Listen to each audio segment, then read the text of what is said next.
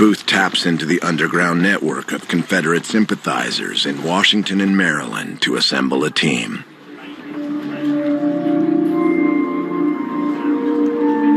Why are you looking at that table? That's General Grant's wife. The one in the white dress? That's the one. Booth recruits a fairly motley crew of Confederate sympathizers. David Harold is a pharmacist's assistant who knows the ins and outs of the city, is also familiar with the Maryland countryside, knows how to get out of town quickly.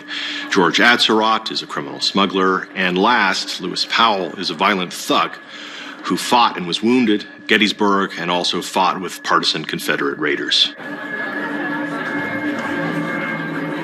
There is something peculiar about those men. That pale one seems quite intent on listening to us. I fear there will be an uprising soon. Doesn't he look familiar? I should hope not. He seems crazy. I believe he's an actor. And that only confirms his insanity. So you're telling me that you plan to abduct the president?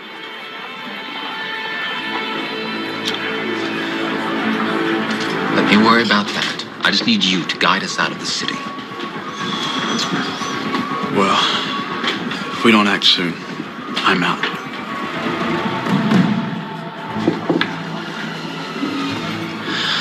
One way or another, the South will have its retribution.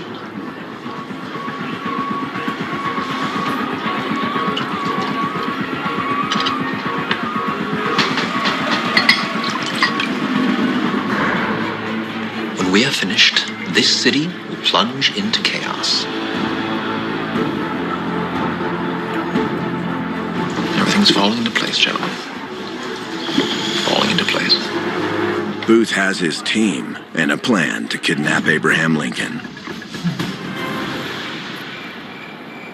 Gentlemen, tonight we kill the president. It is important that we act in concert for the best hope of success and escape. At precisely 10:15, there's a punchline in the play that always gets a huge outburst of laughter, enough to cover a gunshot. That is the moment we must all strike. Most people tend to think of Lincoln's assassination as an isolated incident, but the president is not the only target that fateful night. Booth aims to decapitate the entire federal government by murdering Vice President Andrew Johnson and Secretary of State William Seward. Booth believes that if he can throw the Union into chaos, the South has another chance at standing their ground and preserving the Confederacy. I've confirmed the Vice President will be in his room at the Kirkwood Hotel. George, he's yours. No. I won't do it. George, we've been seen about town together, so there's no turning back now. You'll be tied to us no matter what you do. It is death for every man who backs out.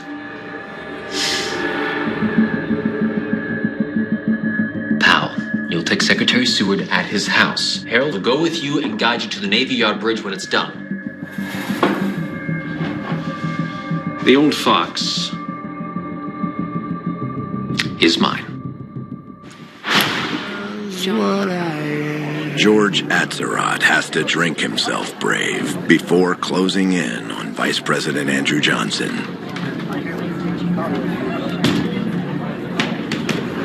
And at Ford's Theater, John Wilkes Booth makes his way to the presidential box.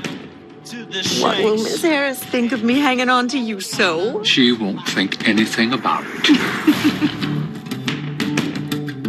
300,000 Yankees sniffing the southern dust. Yes, sir. Tired of southern fever and southern steel and shot. I won't be reconstructed, and I do not give a damn. across the nation's capital, John Wilkes Booth and his fellow assassins attempt a synchronized mission to kill President Abraham Lincoln. Got medicine for Mr. Seward. Secretary of State William Seward, and Vice President Andrew Johnson. It's a coordinated decapitation strike masterminded by John Wilkes Booth to resurrect the Confederacy. I suppose you mean a man. In 1865, presidential security is almost non-existent, regardless of political dissension. And even though the threat of assassination is still hanging over his head, Lincoln is not intimidated, especially at home in Washington.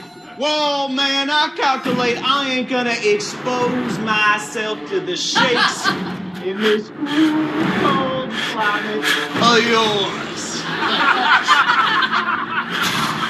Right or wrong, God judge me, not man. For 4 years I have waited, hoped, and prayed for the dark clouds to break. To wait longer would be a crime. All hope for peace is dead. God's will be done. As Booth waits for his moment to strike, George Atzerodt gathers his courage to shoot Vice President Andrew Johnson.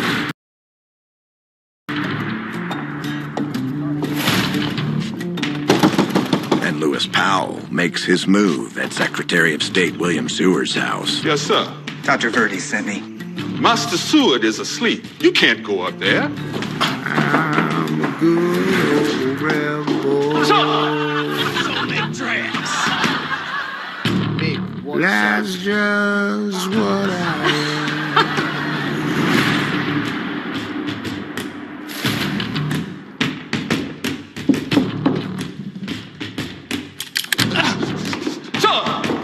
Sir!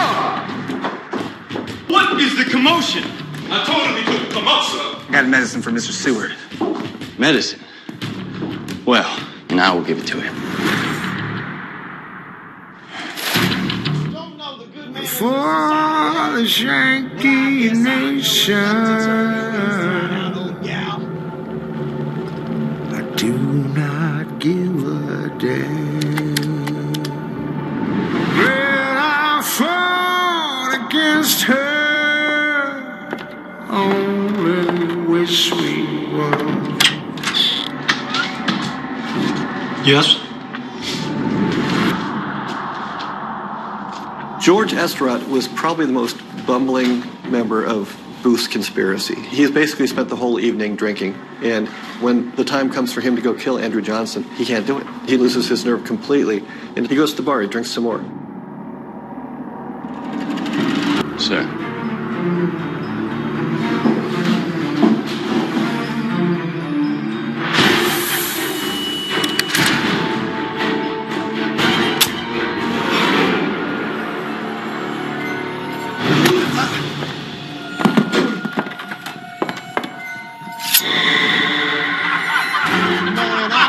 I ain't gonna expose myself to the shakes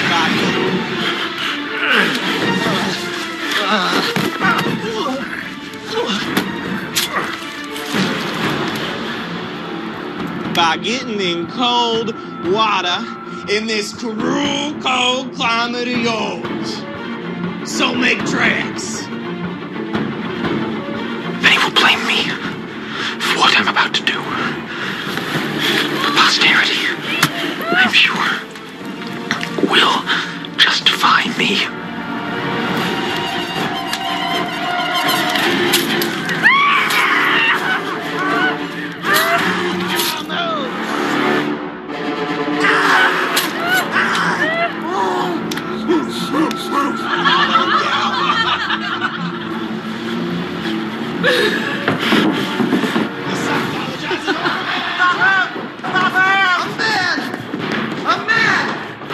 You sockdologizing old man trap! 2 of the 3 murders planned by John Wilkes Booth have failed.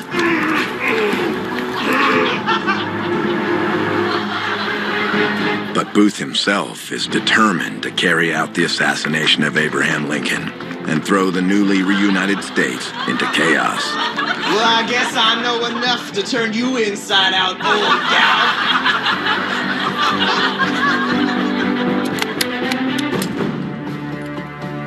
So make tracks.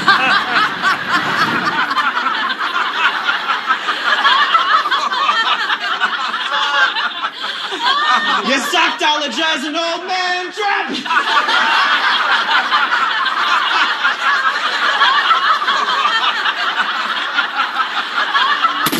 In the coming months, Booth's co-conspirators are tried and executed, making Mary Surratt the first and only woman ever hanged by the federal government. David Harold, George Atzerodt, Lewis Powell, and Mary Surratt.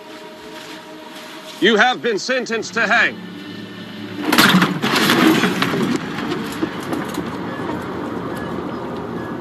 With a single bullet, John Wilkes Booth takes the life of Abraham Lincoln.